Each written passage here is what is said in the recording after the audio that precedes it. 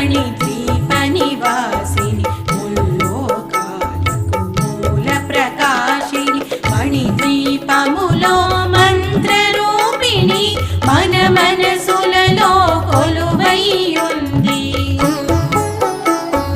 సుగంధ పుష్పాలెన్నో వేలు అనంత సుందర సువర్ణ పూలు అచంచలం బగు మనోసుఖాలు మణిద్వీపానికి మహానిధులు.